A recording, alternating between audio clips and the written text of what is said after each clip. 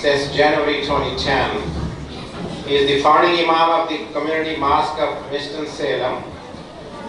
Imam Griggs has been active in the interfaith community for approximately 2 decades and serves as a trustee member of the Council for a Parliament of the World's Religions.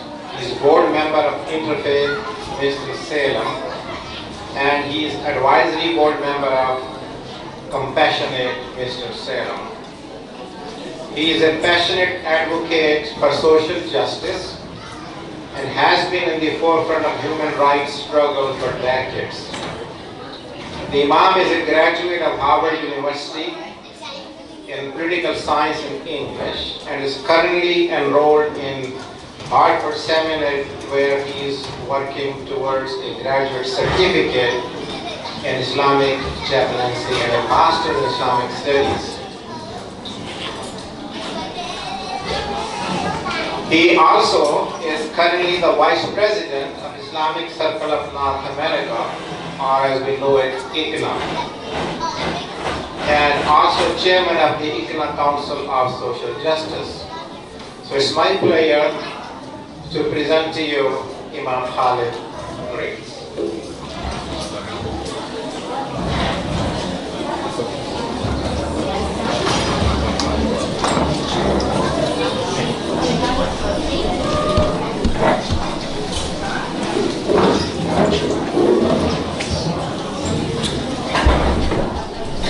Bismillahirrahmanirrahim. Ashhadu an la ilaha illallah wahdahu la sharika lahu wa ashhadu anna Muhammadan abduhu wa rasuluh. Assalamu alaikum.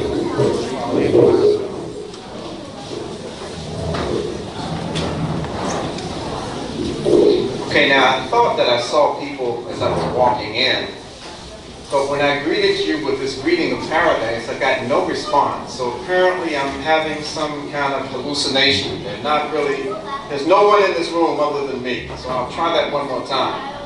Assalamu alaikum. Alhamdulillah. Very good. Very good. Alhamdulillah. I'd like to thank our brothers in the Imam of the Islamic Association of Greater Detroit. And I would like to thank my brothers from the Islamic Circle of North America and those who are involved with the Council for Social Justice with ICNA for affording me this opportunity. And I found out on the ride over here that this is an event that has been held on Saturday night, perhaps for the last 40 years. So I feel honored to be a part of such a long-running event, and a long-running event that has been supported and sponsored by the brothers and sisters of this institution. May Allah subhanahu wa ta'ala grant you 40 more years. And may Allah subhanahu wa ta'ala continue to put barakah in your work as you're doing here at the IAGD.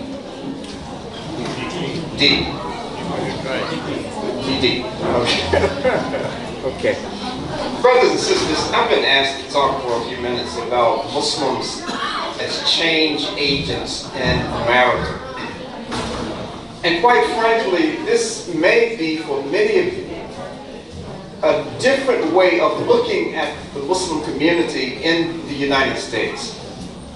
Because oftentimes, and for our history in this country, many of us have not viewed ourselves as being a part of a change agency in this country.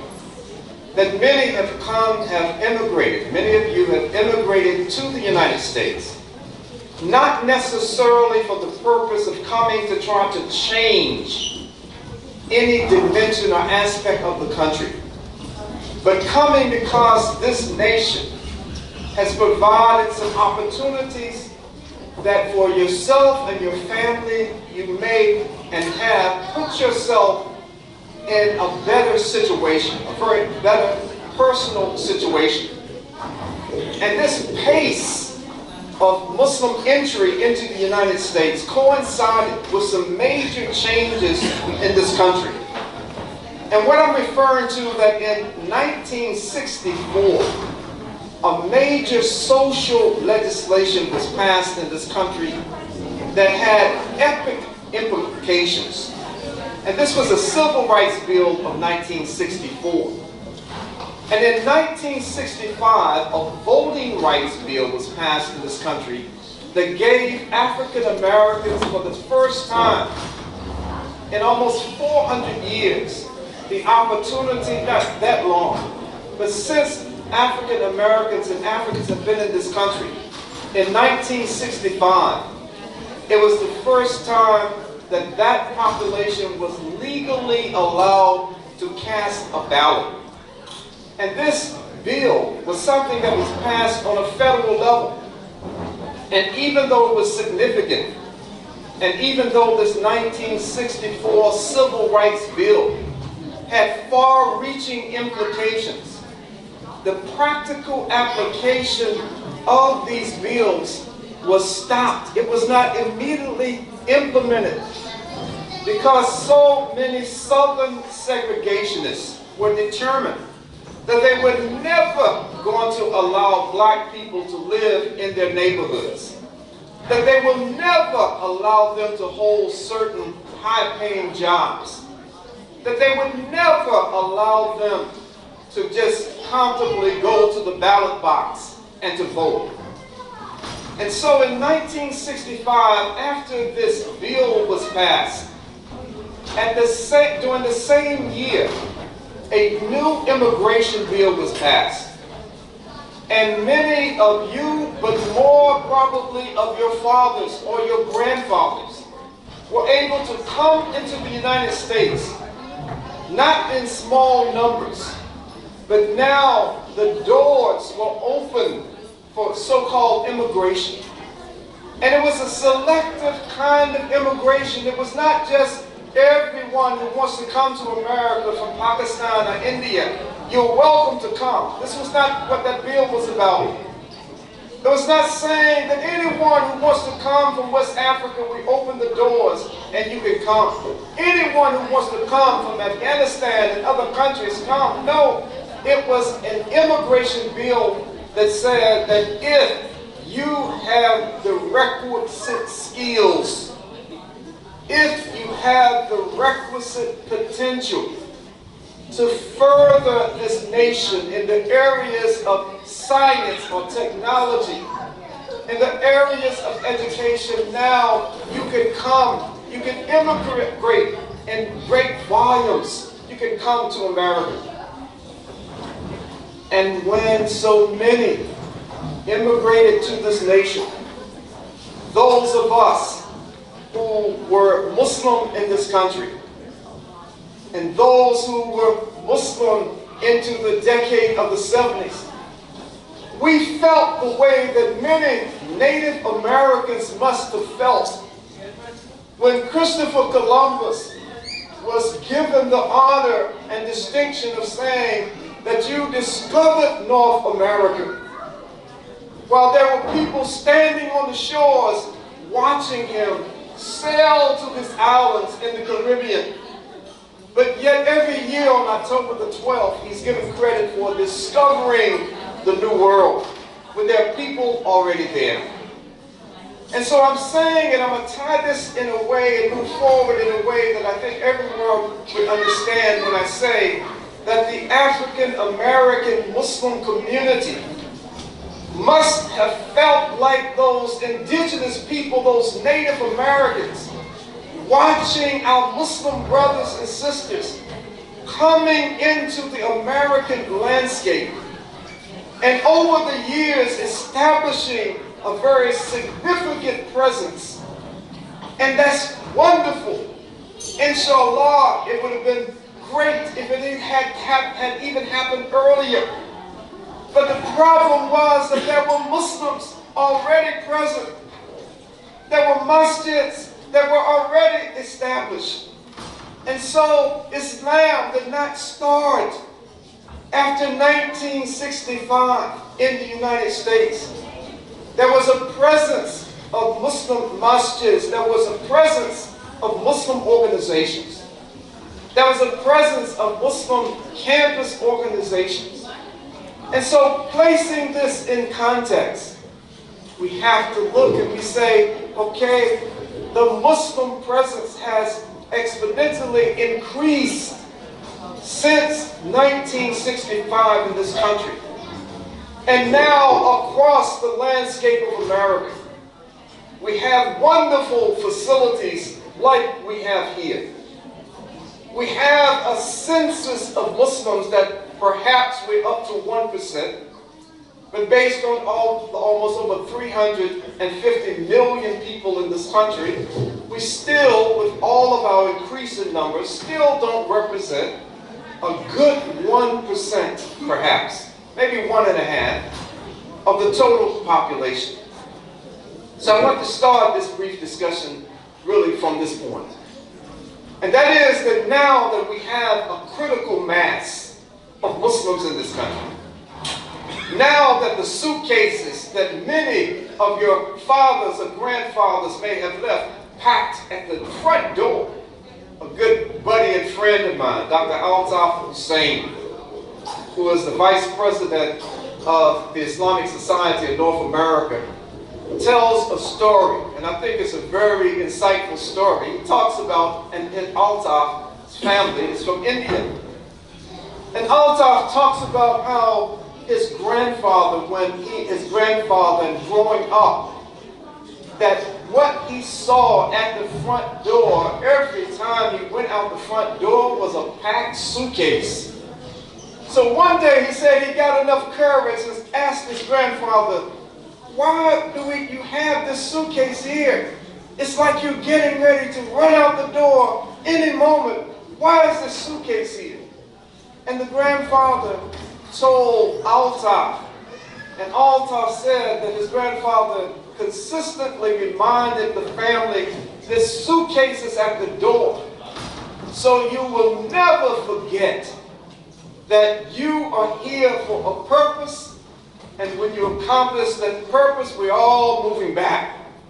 As a matter of fact, Altaf said, his grandfather said, I'll give us 7 years and we'll be back in India. Well, that suitcase may still be in Altaf's family's door, but there's nobody in that house, starting with Dr. Altaf, who looks at his home, having grown up in America, as any place other than the United States, not making a denial of their ancestral roots. But the majority of Muslims today, no matter where this population has come from, look at America as home. And so now it's not just about making and having a better life for the families. A lot of the Muslims in this country, we can now say, been there, done that. That the Muslim population has been in America enough to dig very deep roots, to have accomplishments with so many different social markers, that now is the time, based on what is the need, the greatest need of America today. Now is the time for us as Muslims in this country recognize our divinely mandated responsibility to organize ourselves in a way, to carry ourselves in a way, to attend universities with a mentality that we are here, we're here to stay, and now that we are here, we're going to fulfill this mission of Islam. It doesn't mean that I have to be a da'i, that every person that I see walking downtown, I have to go up to them with a pamphlet and talk to them about Islam. Let me share this real quickly. I did that as a young Muslim. 8 hours a day, 6 days a week on the streets and neighborhoods of Washington, D.C. I embraced Islam in my senior year of university. And during that senior year, after becoming Muslim, I was a part of a group called the Islamic Party in North America that was headquartered in Washington, D.C. And they placed me in charge of the dawah. They placed me in charge of presentations and have a crew of 14 brothers, as I said, 6 days a week, 8 hours a day, going through the streets of Washington, D.C. We would set up dawah tables downtown, in the busiest areas of downtown. We would do all kinds of things. So there was hardly a person that would walk past me in those days that I wouldn't just stop them in some kind of way to share this message of Islam with them. Whether they were late for work, whether they were going home to pick up their child, it didn't matter. You got to listen to this dawah. I'm giving you a message that will save mankind. I've since, I believe anyway, matured a little bit with my Islam. And so even though I recognize that even today I have this responsibility for dawah, I have come to understand that I have an equally important responsibility to present myself, to present to the best of my ability, to help organize other Muslims in a way that we can become that missing quality, that quality in the United States, that Allah may be the saving grace of this nation. That Allah subhanahu wa ta'ala reminds us in the Quran, and just for any society at any time, that were it not for that group of believers who are calling upon Allah subhanahu wa ta'ala day and night, and people are still responding to that call, that He would just wipe out all of the wicked societies. And if we look at, I'm not trying to be too critical, but I have to tell you what I really believe. And there are very few nations on the earth right now that promote moral corruption, that promote this rugged individualism. It's about me. I don't care whether you survive or make it or not. Who will take their women and display them in ways that they are attractive to men other than their husbands, to promote products. That if you want to buy a shoe brush, look on the television and you see an unclad female in America selling a car, selling a brush, selling a set of tools, nothing to do with females at all. And so Allah subhanahu wa ta'ala has put us in this country as a part of this ummah. There are more Muslims in America, regardless of our total population in this country.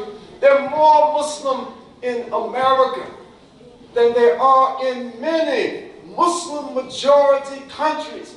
We are not an insignificant, to be overlooked part of this ummah. You know the statistics. We recite it all the time. We are the most per capita educated and with academic achievements of any Muslim population in the world. Per capita, we have the highest average of income of any Muslim group in the world. That's counting all of our oil-rich nations. Count the per capita, the highest group is here. And so many of the social markers that determine where a nation stands, those secular markers.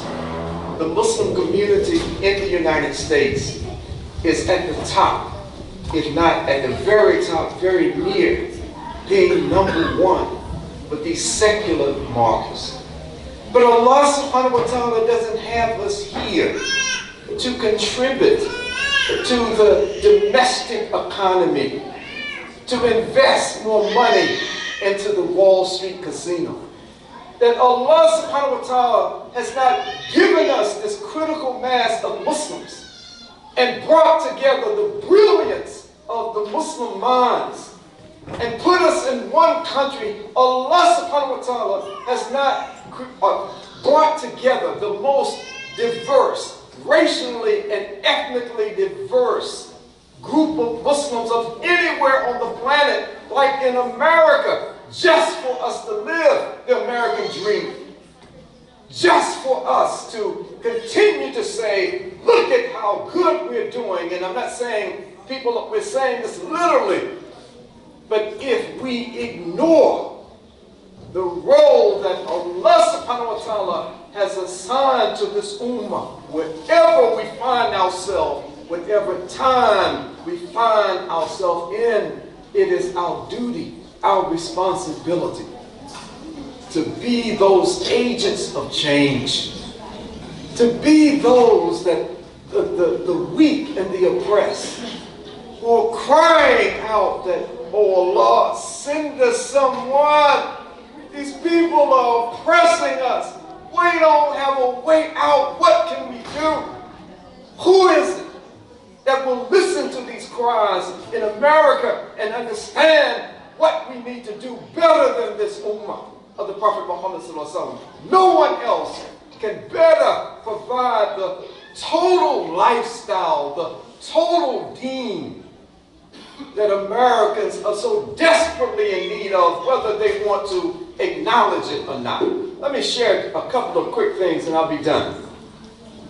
I don't know how many of you know that when you go into the United States Supreme Court, you step into the front door of the U.S. Supreme Court and you'll see on the walls up high, you can't miss it, and you see on the walls people that were picked by government officials, by judicial officials. You see people that they have designated as being the greatest lawgivers in the history of mankind. Guess who they selected and put up on this wall? The Prophet Muhammad sallallahu alaihi wasallam.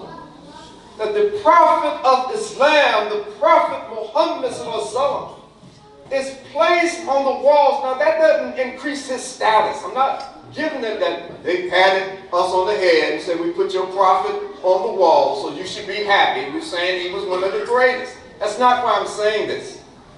But I'm saying this to say that there was an acknowledgement from a people who have demonstrated no love for Islam on a government level, that they have selected to put in their highest body of where cases are tried, the Prophet Muhammad sallallahu alaihi wasallam, one of the most prestigious law schools in the world, Harvard Law School, Harvard School of Law. Now they have in their faculty library, for anyone who steps into the entranceway of this library on the campus of Harvard University, Harvard Law School, they actually have what they say are the greatest expressions of justice. The greatest expressions of justice that human beings have ever uttered out of their mouths. So I said, wow, that's really curious. I wonder what kind of expressions are they going to include with this? Give me liberty or give me death, Patrick Henry.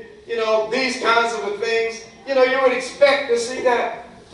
But one would not expect to see Ayah 135 of Surah An-Nisa on the wall of this prestigious law school. For people to say, if you want to see the greatest expressions of justice, here they are. We've compiled them for you. So walk through our doors, and this is what you see. You see Allah subhanahu wa ta'ala commanding this ummah to be standard bearers for justice. Stand out firmly with resolve. Not just stand, but be an example.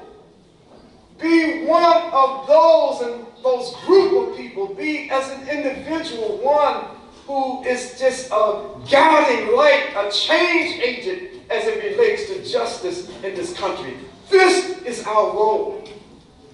And so the ayah just continues quickly, coming to a close. That the ayah, as you know better than I, continue, stand out, be a standard bearer for justice, even if it's against yourself, even if it's against your parents, even if it's against other kids, your grandma, your grandpa, your uncle, your aunt, your sister, even if it's going against them, even if it's going, whether it's against rich or poor. Don't have selective justice. Like in America, where if you have enough money, unless you've been a serial killer or done something really hideous, you can pay and buy your way out of it. Don't apply justice based on the depth of someone's bank account. And that's not who we are to be. It's a command from Allah subhanahu wa ta'ala. No, believers, you are not those people. We are not in America to sit quietly and act as if we don't see a nation that has gone off the rails according to the guidance that Allah subhanahu wa ta'ala has given us in the Quran and given us in the Sunnah of the Prophet Muhammad sallallahu alaihi wasallam. So, brothers and sisters, I am a part, as was said in the introduction, of the organization Islamic Circle of North America, and I do a few things, but one of the things that I do, I'm overseeing the department of a recently activated department of the Islamic Circle of North America called Council for Social Justice. This particular council has as its mission to educate ourselves as members of this organization and members who are committed to this particular work, but also to be an assertive expression of active Muslim involvement in the life of the general community. Not in the marketplace. If it's in the marketplace, it's there to point out the injustices and the inequities. To be a witness to those things and to those people who are doing other than what Allah subhanahu wa ta'ala has commanded. And I'll close on this note. I was told to close at this time, at 7:55. It looks like at this clock it's 7:55. So I'll close on this particular note. That is very important for us all to remember, and I'm starting with myself.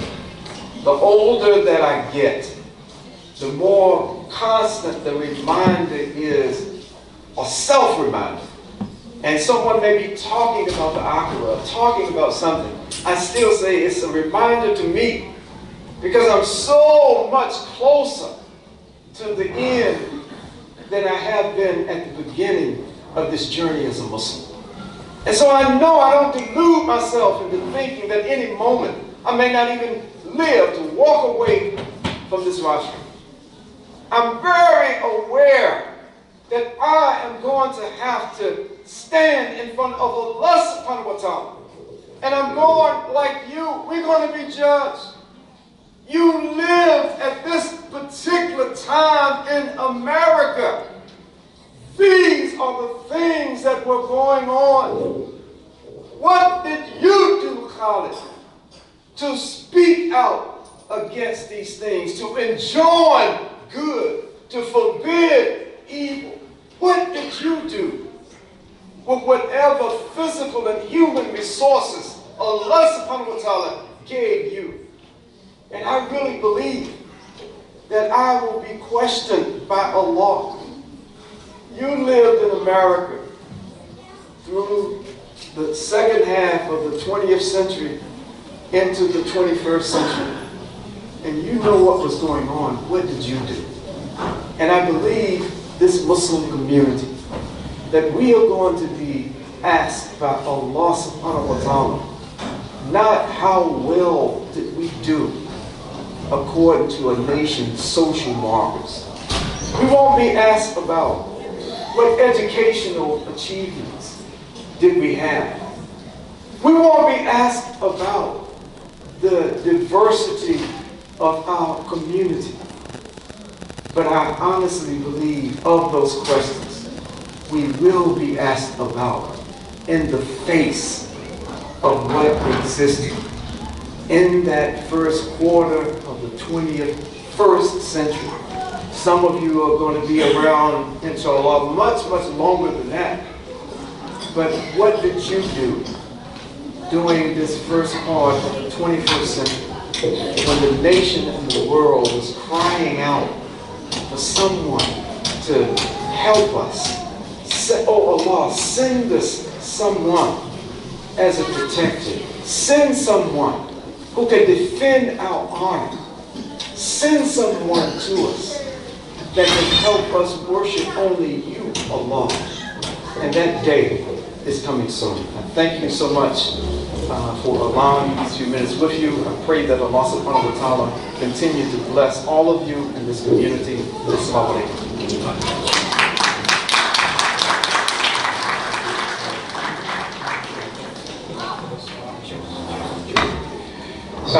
So as you notice,